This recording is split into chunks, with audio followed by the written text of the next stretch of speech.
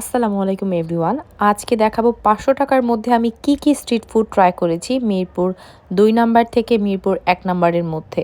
প্রথমেই আমি চলে যাই মেট্রো দিয়ে মিরপুর ১০-এ। মিরপুর ১০ নাম্বার থেকে একটু সামনে হেঁটেই আমি পেয়ে যাই মিরপুর ১০-এ সুইমিং পুল। সুইমিং পুলের অপোজিটের যে রোডটা আছে সেখানেই কিন্তু এই ফেমাস খাবারের দোকানগুলো আছে। সেখানে আছে খ্যাতাপুরি, সেখানে আছে তাকুয়া, খানাপিনা। এই ফুডগুলো কিন্তু খুবই পপুলার। তাকোয়া খানাপিনা থেকে তাদের চিকেনের ঝুরা যে মাংসটা আছে, যেটা অনেক পপুলার আমাদের মিরপুরে যারা থাকে তারা রিলেট করতে পারছে, এটা ট্রাই করেছিলাম। অ্যান্ড সাথে ছিল রুমালি রুটি, সালাদ অ্যান্ড সস দিয়ে থাকে। এটা একটা প্যাকেজ আকারে সেল করে তারা, এটা ৭০ টাকা প্রাইস।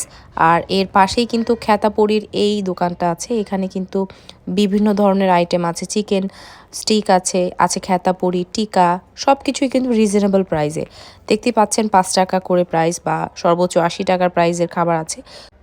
পুরি অথবা এই টিকার সাথে কিন্তু তারা ডালটা টাইপের একটা বাটারের মতো ইউজ করে, যেটার ফ্লেভারটা আমার বেশ দারুণ মজা লেগেছে। আর অবশ্যই সাথে চাটনি তো দিয়েই থাকে, তেঁতুলের চাটনিতে ডিপ করে করে আমি খ্যাতাপুরি ট্রাই করেছি।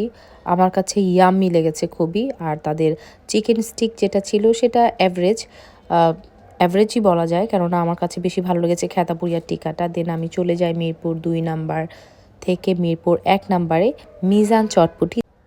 মিজান চটপটির টেস্ট ভাই অন্য লেভেলের, কারণ তারা এই ফুচকাটা যে কি দিয়ে বানায় আমার কাছে অসম্ভব ভালো লাগে ফুচকার টেস্টটা। আর এই যে চটপটির উপর যে ফুচকাটা দেয় ভেঙে, সেটাও অনেক মজার। আর তারা একটা গ্রিন চাটনির মতো দেয়, যেটা হচ্ছে মরিচ বাটা।